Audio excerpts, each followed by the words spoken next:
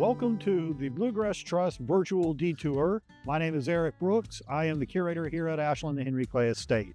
And my name is Jessica Whitehead, and I'm the Senior Curator of Collections at the Kentucky Derby Museum. And we are celebrating women's history.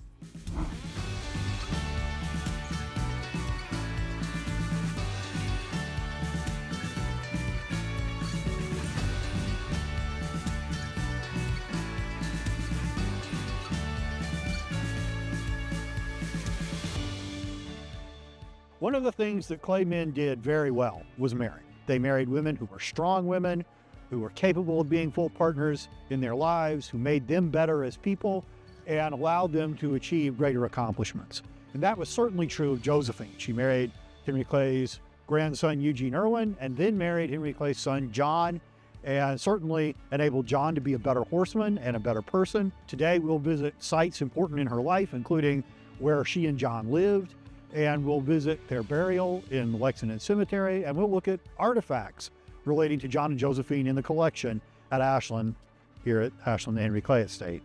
And we'll also talk a little bit about that collaborative relationship of John and Josephine and the way that that affected the way that they had success within the thoroughbred racing industry that paved the way for Josephine to have such great success after John's death.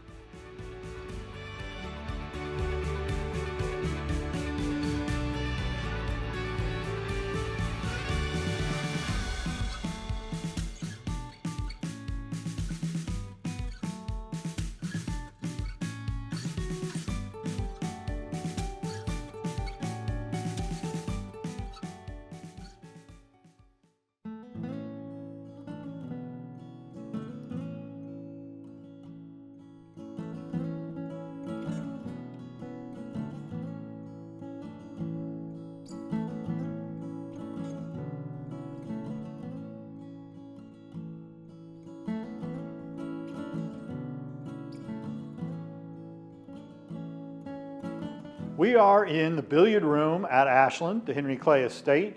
This is the room in the house where we talk about horses and the equine legacy of our estate, which is tremendous. And behind me, in the corner of the room, we have a number of artifacts from Ashland on Tates Creek, Ashland artifacts of John and Josephine.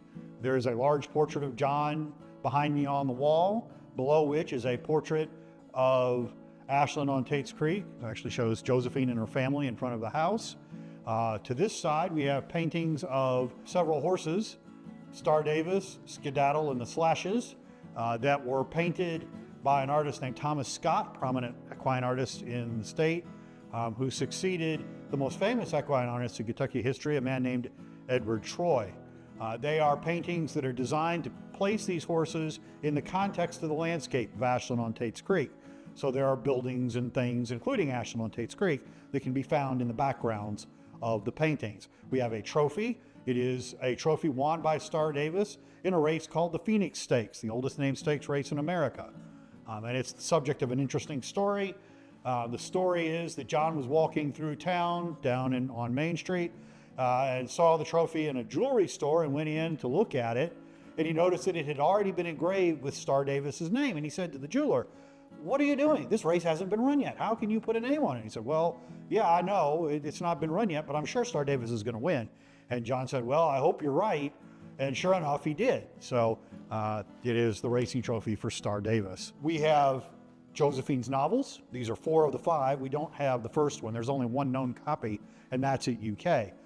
We have one of her stock catalogs, which are chock full of interesting stories and information about the horses that she bred, including right on the cover where she lists a number of the important horses that she bred at Ashland. We have a picture of John and Josephine taken together, one of Josephine with her horses. She frequently went out on the property and walked with her horses. She talked to her horses by name. She wore a large straw hat. She would let them nibble on it. So she was very close to it, had a personal relationship with her horses. This is the collection of artifacts, or a collection of artifacts, that we have relating to John and Josephine and their life in Ashland on Tates Creek. One other artifact that we have in this collection, which is very rare and unusual, is a pair of racing purses. We actually have 5 in the collection. 2 of them are so fragile as to be unable to be exhibited. A third is on loan to the International Museum of the Horse, the Kentucky Horse Park. Racing purses were common in the 19th century There are stories that they were hung on a wire at the end of the track. Basically, the winning jockey would present the purse to the owner, and it was filled with money, prize in a horse race, which is why it is still today called a purse. Now, we have no idea what races those are for, what tracks they were won at, but they are a collection of 5 purses won by John and Josephine. And we're very lucky to have them. There are very, very few.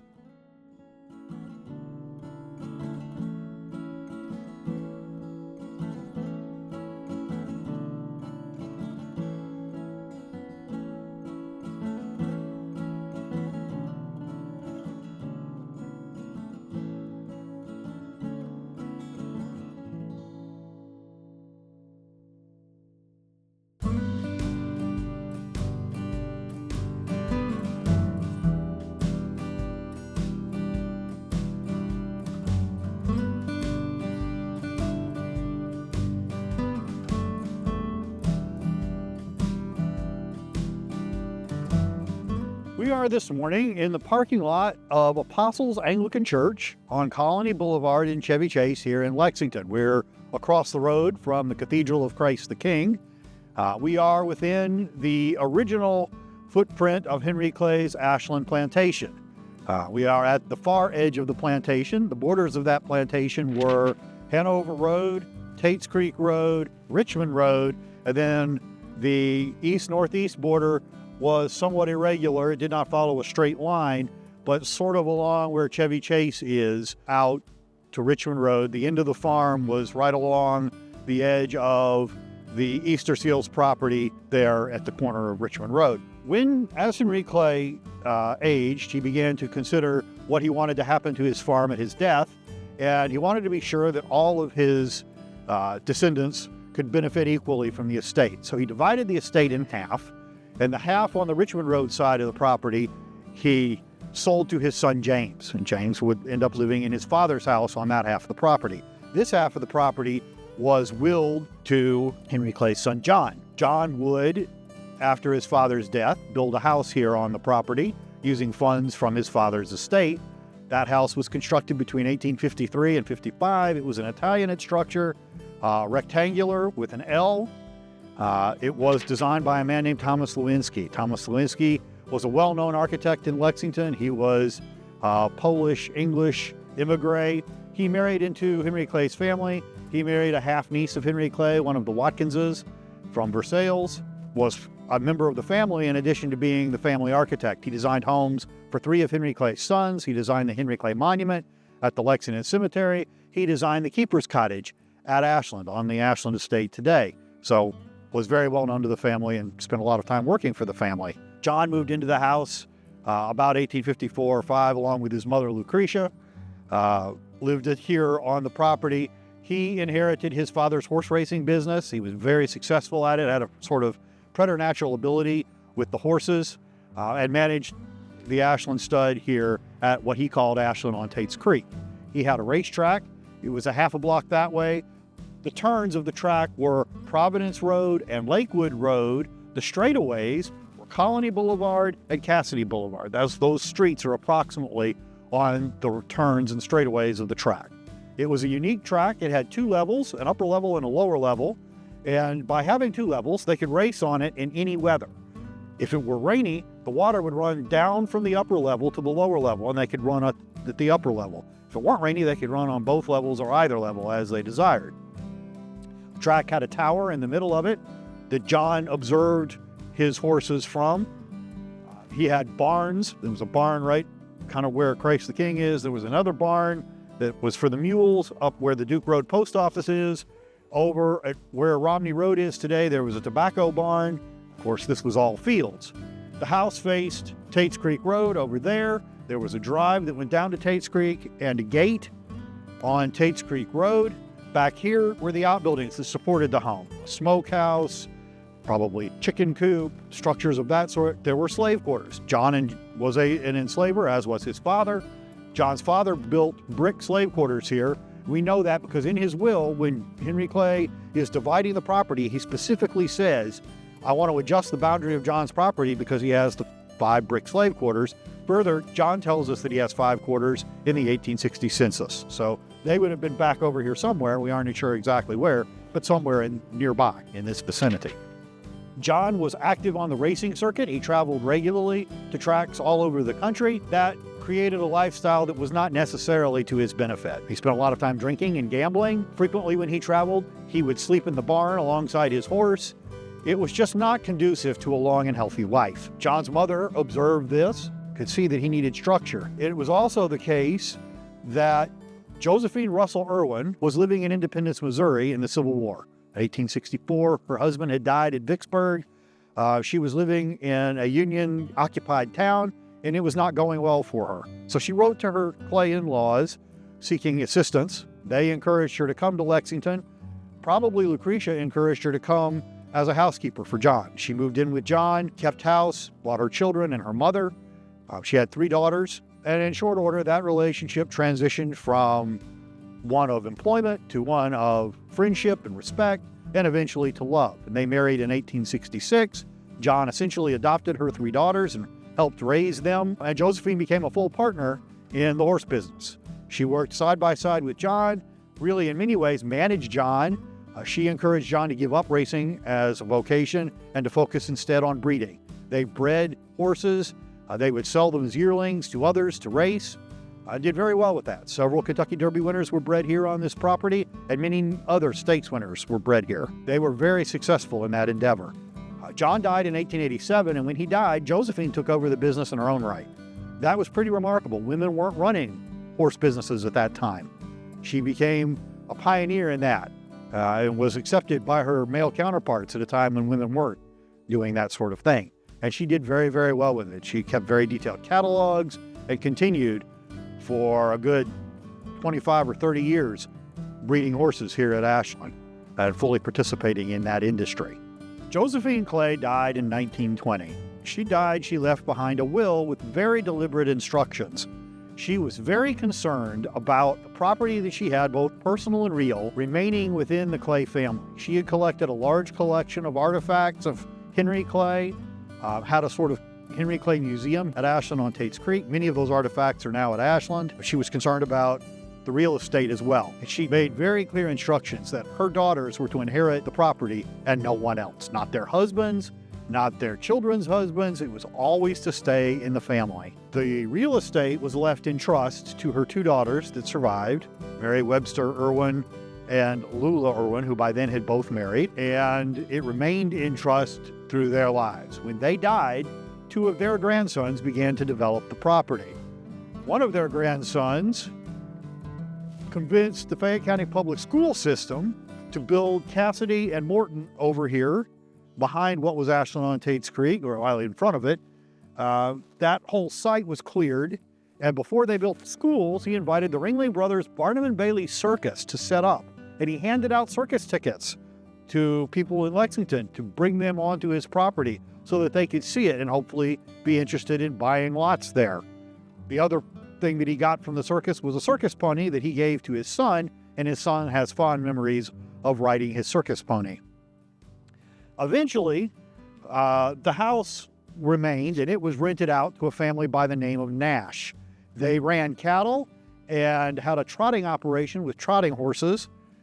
They would occasionally take cattle down into town to the stockyard, and they would do that by waiting until the middle of the night, and they would run the cattle right down Tate's Creek and High Street, right into the middle of town, through town, and out to the stockyard.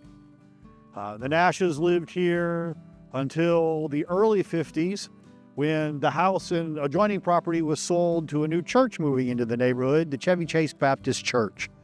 They built a building up that way for their sanctuary and used the house for Sunday school. That lasted until the mid-60s, and in about 1966, they tore down Ashland on Tate's Creek. And that ended the farm completely at that point. And they built the building that's here now.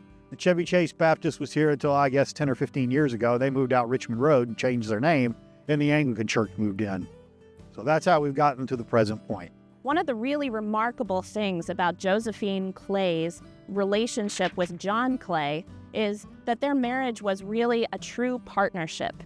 They really had a lot of equity. They had a lot of sharing of responsibilities, particularly when it came to running the business of Ashland Stud here at Ashland on Tates Creek. And Josephine had a remarkable childhood that had prepared her for being a woman ready to break boundaries. She had grown up with a lot of brothers in Missouri. They loved to ride horses and run around in the open country there. And she also traveled extensively with her father out to California. She traveled in Mexico. So she was somebody who was very well educated, very well read, and she was ready to take on something that really wasn't done by women in this era. So in the 1860s, when she marries John, she is prepared to take on this managerial role here at Ashland on Tates Creek. She was very well suited to her responsibilities here at the farm. She had a wonderful way with horses. She loved horses deeply, and there are some wonderful accounts of Josephine calling her horses her pets, calling them her friends, and having this very intimate and loving relationship with these horses that she was caring for. Ashland on Tates Creek was a place that did some racing in the beginning of John and Josephine's partnership. And during that time, John and Josephine were apart for long stretches of time when Josephine was the only one here managing the stud, managing the team of people that would have been helping her here with the training and care of all of the horses here at Ashland. And there's a wonderful record of correspondence between John and Josephine while John is traveling to Monmouth Park, when he's traveling to Buckeye Racecourse near Cincinnati, he's traveling to Woodlawn Racecourse in Louisville. So he's traveling to all of these different tracks, having this itinerant lifestyle that's very hard on him. He's suffering from health issues, he's suffering from alcoholism. But all this time, he and Josephine are maintaining a correspondence where they are sharing information about what's going on the racing circuit, what's going on the breeding farm. And they share all of this information and they make decisions together through that correspondence. And it's really beautiful to watch that relationship blossom and to watch that working partnership unfold through those letters. Now, when John dies in 1877, Josephine takes on the full management of Ashland on Tates Creek. And that was something that was absolutely remarkable for a woman in that era. A woman in the 1870s was not someone who was expected to be taking on any kind of work, especially in a male-dominated industry like thoroughbred racing and breeding. And so Josephine became this very singular trailblazer who stands as a pioneer in American horse racing for women breaking into this sport and really showing the boys that the girls can do as much as they can. And one of Josephine's great skills was she was an expert on pedigrees of thoroughbreds. And there are wonderful accounts of people coming to Ashland on Tates Creek to get tours, to talk to Josephine, to see her horses, to talk about sales of her horses. And some people describe just being boggled by the amount of time and the amount of information that she was able to rattle off about the pedigrees of these animals that she was caring for. It's also important to note that Josephine would have been caring for these horses and certainly managing this farm, but she would have been doing that with assistance. And she too, just as John did, would have leaned on many black horsemen from here in the Lexington area to make sure that her horses were cared for, were trained properly, and that, of course, is a foundation of American horse racing, foundation of Kentucky horse racing, and definitely a foundation of Lexington horse racing.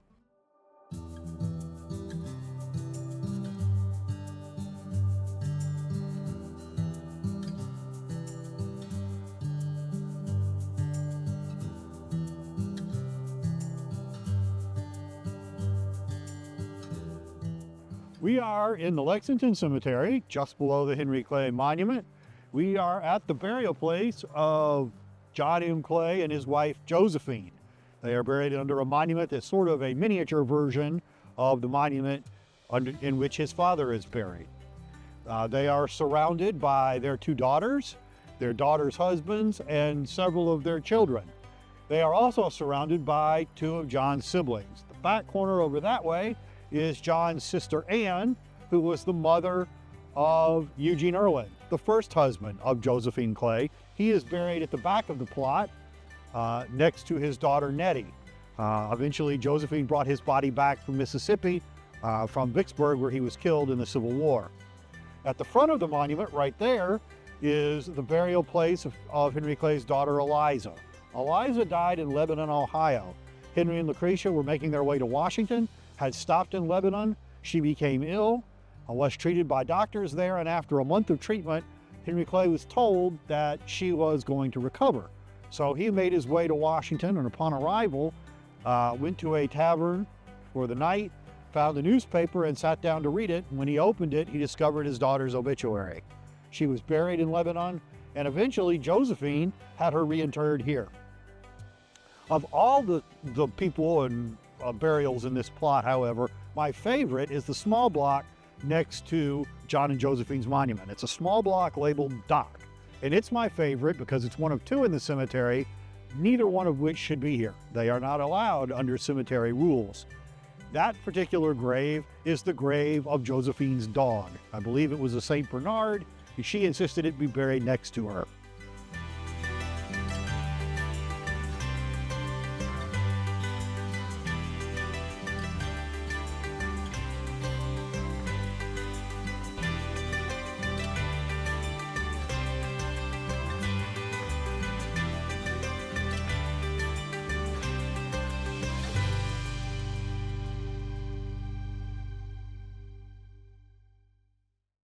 Well, thank you so much for joining us for this month's virtual detour presented by the Bluegrass Trust. I hope you've learned something about Josephine Clay, about the history of women in horse racing, and about wonderful Ashland and Ashland on Tate's Creek. If you want to learn more about women in horse racing, please feel free to check us out at the Kentucky Derby Museum, where we have lots of exhibits where you can learn more about the women who blaze trails in the male-dominated sport of thoroughbred racing. And we hope you've enjoyed learning about the Clay family and about John and Josephine particularly, and about some of the history in our neighborhood here, some of what was here before it was a neighborhood. We hope that you will visit Ashland. We can tell you a lot more about the family. You can come and see some of these artifacts yourself. We are open for tours 6 days a week, and you can find that information on our website. We will be doing tours for Women's History Month, so you can find that on our website as well, and that will tell you more about the fabulous women in our story, including Josephine. So we'll hope to see you soon. And if you want to learn more about the Bluegrass Trust and future detours, please visit bluegrasstrust.org.